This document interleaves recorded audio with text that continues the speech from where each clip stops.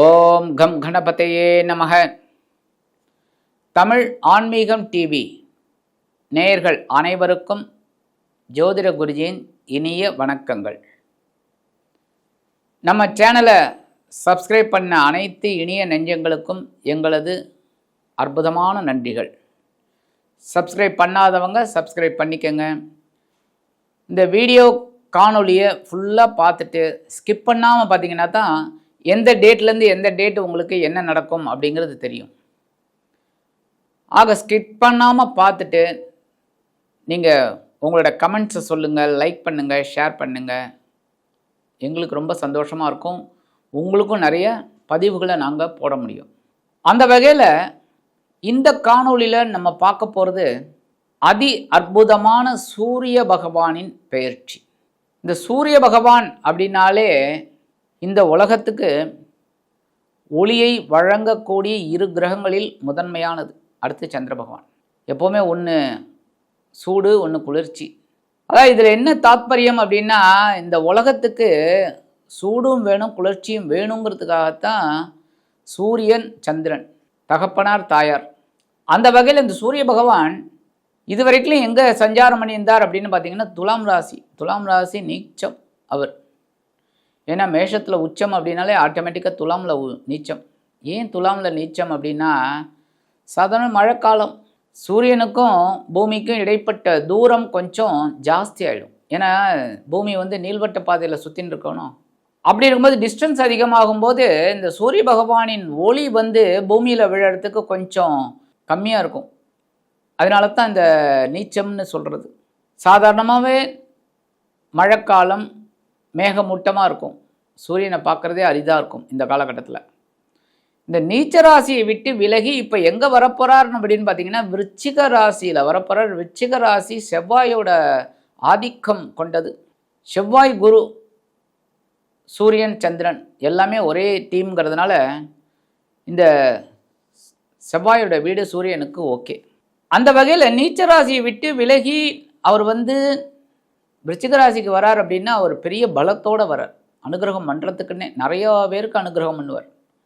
அதுவும் 3, 6, 10, 11 ஆகிய இடங்களில் ரொம்ப அற்புதமான பலன்களை கண்டிப்பாக கொடுப்பார். 2ஆம் இடம் ஓகே, பணபரம் 2, 11 இதெல்லாம் ரொம்ப அற்புதம். ஆக இந்த விருச்சிக ராசியில் ஒரு பெரிய விசேஷம் என்ன அப்படின்னா, குரு பகவான் தனது 5ஆம் பார்வை அங்கே போட்டுருக்கார். ஏன்னா குருவுக்கு உங்களுக்கே தெரியும், குருவுக்கு 5, 7, 9 ஆகிய 3 பார்வைகள். இதில் ரொம்ப விசேஷம் அப்படின்னா பார்த்திங்கன்னா 5, 9 ரொம்ப விசேஷம். ஏன்னா 7ங்கிறது ஸ்ட்ரைட்டாக பார்க்குறது. இப்போ என்றைக்குமே நமக்கு நேராக பார்த்துட்டு இருக்கிறது வேறு, சைட்லேருந்து பார்க்குறது வேறு.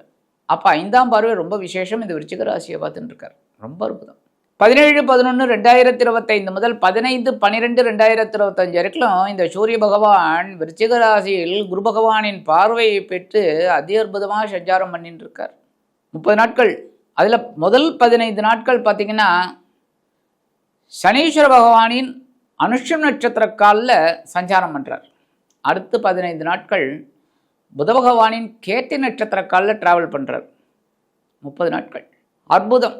அந்த வகையில் இந்த சூரிய பகவான் 30 நாட்களும் விருச்சிக ராசியில் அமர்ந்து அதி அற்புதமான பலன்களை ஒவ்வொரு ராசிக்கும் கொடுக்க போகிறார். அது எந்தெந்த ராசின்னு நம்ம பார்ப்போம். ஓம் பாஸ்கராய நமக. இப்போ இந்த பதிவுக்கு போகலாமா?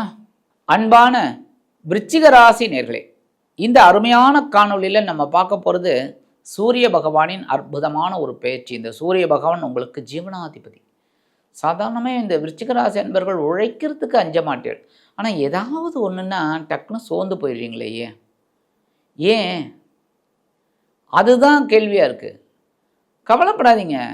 இந்த கர்மாவை அனுபவிக்கிறதுக்கு தான் நம்ம இந்த பூலோகத்தில் பிறந்திருக்கோம். அது நல்லதாகட்டும் தீததாகட்டும் எதா இருந்தாலும் பரவாயில்லை. நம்ம என்ன பண்ணணுங்கிறத பார்த்தாலே போகிறோம். உடம்பு கொஞ்சம் சுணங்கிடுத்தினாலே டென்ஷன் ஆயிடுறீங்க. உத்தியோகத்தில் ஏதாவது ஒரு மாற்றம் வந்தால் டென்ஷன் ஆயிடுறீங்க. தொழில் வியாபாரத்தில் கொஞ்சம் மைனஸில் போச்சுன்னா உடனே டென்ஷன் ஆயிடுறீங்க. நண்பர்கள் விஷயத்தில் கொஞ்சம் டென்ஷனாக உடனே டென்ஷன். எல்லாத்துக்கும் டென்ஷன் ஆனீங்கன்னா வாழ்க்கையை முழுசும் டென்ஷனாக தான் இருக்கும். அப்போ நீங்கள் எப்படி சொல்லலாம், வாழ்க்கையில் டென்ஷன் இருக்கலாம், ஆனால் டென்ஷனில் தான் வாழ்க்கை இருக்குன்னா அப்புறம் என்ன இருக்குது சொல்லுங்கள்? அப்போ ஜீவனம் விருத்தி அடைகிறதுக்கு நம்ம என்னென்னலாம் பண்ணணும், முயற்சிகள் செய்யணும், கவலைப்படக்கூடாது. நம்மளோட வேலைகளை நம்ம செய்யணும். அந்த வகையில் இந்த சூரிய பகவான் எங்கே இருந்தார்னு பார்த்தீங்கன்னா, உங்களோட விரயஸ்தானம் அப்படிங்கிற 12ஆம் இடத்துல இருந்தார். செலவுகள் கொஞ்சம் வச்சார். ஆனால் சில செலவுகள் உங்களுக்கு மருத்துவ செலவுகளாக தான் வந்தது. குழந்தைகளோட கல்வி செலவுகள் கொஞ்சம் வந்தது. வெளியூர் வெளிநாடு போகிறதுக்கு ஒரு செலவுகள், இந்த மாதிரிலாம் வந்தது. அந்த வகையில் இந்த சூரிய பகவான் உங்களோட விரயஸ்தானத்தை விட்டு விலகி உங்கள் ஜென்மராசிக்கு வரார். ஜென்மராசிக்கு வந்தாலே, இந்த சூரியன்லாம் வந்தாலே, சூரியன் செவ்வாய் வால்லாம் வந்தாலே மனசில் டென்ஷன் அதிகமாக இருக்கும். ஏன்னா தலை, அதாவது ராசினாலே நம்ம ஹெட்டில் வந்து இந்த மாதிரி கிரகங்கள் அமர்ந்தாலே டென்ஷன் தான். என்ன சுவாமி இப்படி சொல்கிறீங்க? கண்டிப்பாக சூரிய பகவான் ஜென்மராசிக்கு வந்தாலே ஒரு டென்ஷன் ஆகும். என்ன ஒரு பெரிய ப்ளஸ் பாயிண்ட் எது தெரியுமா? குரு பகவான் 5ஆம் பார்வையாக கொடுத்துட்டுருக்காரு. அதனால தான் உங்களுக்கு டென்ஷன் குறையும். இருந்தாலும் உடல் ஆரோக்கியத்தில் கவனமாக இருங்கோ. அடுத்து பேசுகிற வார்த்தைகளில் கவனமாக இருங்க. ஏன்னா மனசில் ஒரு டென்ஷன் வந்துன்னு வச்சுங்க, நம்ம பேசுகிற வார்த்தைகளில் டென்ஷன் இருக்கும். அந்த டென்ஷன் அடுத்தவங்களுக்கு ஒரு பாதகமாக போச்சுன்னா நமக்கு அது பாதகமாக முடியறதுக்கு வாய்ப்பு இருக்குது. அதனால் பேசுகிற வார்த்தைகளில் கவனமாக இருங்க. வாகன பயணங்களில் கவனமாக இருங்க. அதெல்லாம் பார்த்துட்டாலே ரொம்ப விசேஷம். இருந்தாலும் குருவோட பார்வையால் நீங்கள் சமாளிப்பீங்க. உத்தியோகத்தில் கொஞ்சம் டென்ஷன் இருக்கத்தாங்க இருக்கும். அதெல்லாம் அனுசரித்து தான் போகணும். ஏன்னா மேலதிகாரிகள் எல்லாம் ஒரு மாதிரி இருப்பாங்கன்னு சொல்ல முடியாது. ஒருத்தர் ஒரு மாதிரி. அப்போ நம்ம எல்லாம் அதுக்கேற்ற மாதிரி அப்படியே நெளிவு சுழிவெல்லாம் பார்த்து நம்ம ஒர்க் அவுட் பண்ணுறது நல்லது. அதுமாதிரி தொழில் வியாபாரத்துலேயும் கூட்டாளிகள், சக வியாபாரிகள், பணியாளர்கள் எல்லாருமே கொஞ்சம் அனுசரித்து போகிறது ரொம்ப ரொம்ப விசேஷம். முதல்ல வரக்கூடிய 15 நாட்கள் எப்படிப்பட்ட நாட்கள் அப்படின்னு பார்த்தீங்கன்னா, உங்களோட முயற்சிகள் மூலமாக சில நன்மைகள் நடைபெறக்கூடிய ஒரு நாட்கள். உங்களோட முயற்சிகள் தைரியத்தோட, வேகத்தோட, உத்வேகத்தோட, விவேகத்தோட அந்த வேலையை செய்யுங்க. கண்டிப்பாக ஒரு பாக்கியம் உங்களுக்கு கண்டிப்பாக கிடைக்கும். உத்தியோகத்தில் தன்னம்பிக்கையோடு வேலை செய்வீங்க. டென்ஷனே இல்லை அப்படிங்கிற மாதிரி வேலை செய்வீங்க. அது பெரிய பாக்கியம். அடுத்தபடியாக புதுசாக வேலை தேடுறவங்களுக்கெல்லாம் நல்ல வேலை வாய்ப்பு அமையும். தொழில் வியாபாரம் அப்படின்னு பார்த்தீங்கன்னா, ஏன்னா ஜீவனாதிபதி, ஜீவனம் அப்படின்னாலே தொழில் வியாபாரம் உத்தியோகம் தான். அந்த ஜீவனாதிபதி உங்களோட ஜென்மராசியில் இருக்கிறதுனால சில பேருக்கு தொழில் வியாபாரம் அருமையாக நடைபெறும். பரபரப்பாக செய்வீங்க. ஏன்னா நேரங்காலம் தெரியாமல் வேலை செய்வீங்க. அப்போ அதுக்கு உண்டான உயர்வுகள் உங்களுக்கு ஆட்டோமேட்டிக்காக கிடைக்கும். ஒவ்வொரு விஷயத்துலேயும் கொஞ்சம் நிதானமாக சூதனமாக நடந்துக்கிட்டீங்க அப்படின்னா கண்டிப்பாக ஒரு பாக்கியங்கள் உங்களை தேடி வரும். குடும்பத்தில் சின்ன சின்ன குழப்பங்கள்லாம் இருக்கும், டென்ஷன் இருக்கும். கணவன், மனைவி, குடும்ப உறுப்பினர்கள் இதெல்லாம் கொஞ்சம் அனுசரித்து போகிறது நல்லது. அடுத்து வரக்கூடிய 15 நாட்கள் உங்கள் உடல் ஆரோக்கியத்தில் கொஞ்சம் கவனமாக இருங்க. உங்கள் உடம்பு கொஞ்சம் கவனிக்கப்பட வேண்டிய விஷயத்தில் இருக்கும். ஏன்னா சில பேருக்கு மருத்துவ செலவுகளோடு வரலாம் ஏதாவது ஒரு ரூபத்தில். ஸோ மருத்துவ செலவுகள் வரலாங்கிறதுனால கொஞ்சம் உடம்பு ஆரோக்கியத்தில் கவனமாக இருக்கிறது நல்லது. அதேமாரி பேசுகிற வார்த்தைகள் கொஞ்சம் கனிவாக இருந்தால் நல்லது. கடுமையாக இருந்ததுன்னா போராட்டமான ஒரு வாழ்க்கையை அனுபவிக்க வேண்டி நேரிடலாம்ங்கிறதுனால கனிவான ஒரு பேச்சை எடுத்துக்கங்க. அடுத்தபடியாக பரபரப்பு, சுறுசுறுப்பு அப்படின்னு நினச்சிட்டு நம்ம எதையாவது ஒன்று எடுத்தோம் கவிழ்த்தோம் அப்படின்னு நடந்துக்கக்கூடாது. பொறுமையாக செய்யணும். பொறுமையாக ஒவ்வொரு விஷயத்தையும் ஹேண்டில் பண்ணி போனால் தான் விசேஷம். ஆனாலும் நீங்கள் இந்த உத்தியோகத்தில் ரொம்ப கவனமாக இருக்கிறதுனால எப்படி ஒரு உயர்வை பெறலாம் அப்படிங்கிற ஒரு திட்டம் உங்களுக்குள்ளே இருக்கும். எப்படி அந்த லாபம் வரும் அப்படின்னா, உத்தியோகத்தில் என்ன லாபம்?